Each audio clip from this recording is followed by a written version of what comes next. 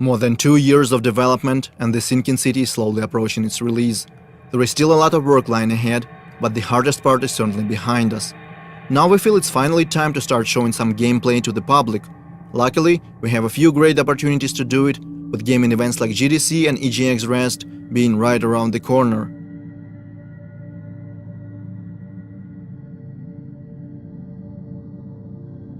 Making a demo is always a challenge, we know that by now.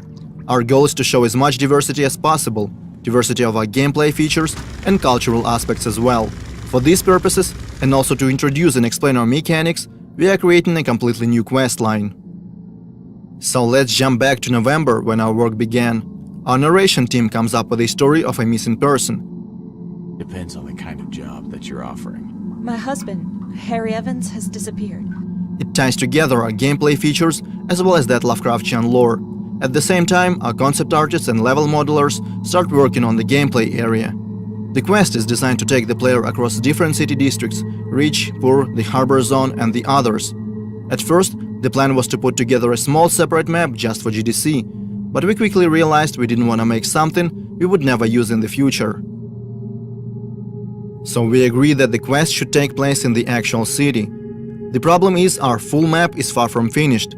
It already has streets and buildings, but is lacking those small details that make a city feel alive. To negate that, we decide to border off the gameplay area and spice it up a little, add points of interest, vehicles, landmarks, and of course our monoliths. So now we have a more or less finished and polished part of the map that we can use in our final product. Things are going smoothly. Obviously, different bugs and glitches keep popping up like crazy. Sometimes the hero wears two hats, sometimes a floating object stops being floaty, and don't get me started on strange collisions. But we always manage to fix them in no time. However, there is one big problem that we have struggled to sort out for months: lighting.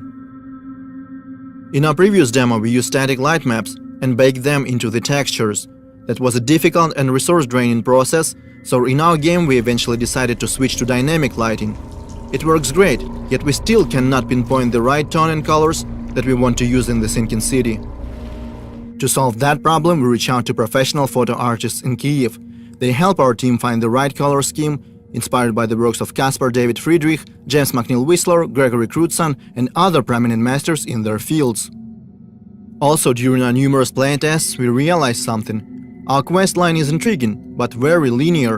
And that's not something you'd expect from the developers that keep hyping up their quote-unquote strong and non-linear storytelling. So our writers put together an alternative ending. I guess you could call it a good ending, available only for the most observant investigators.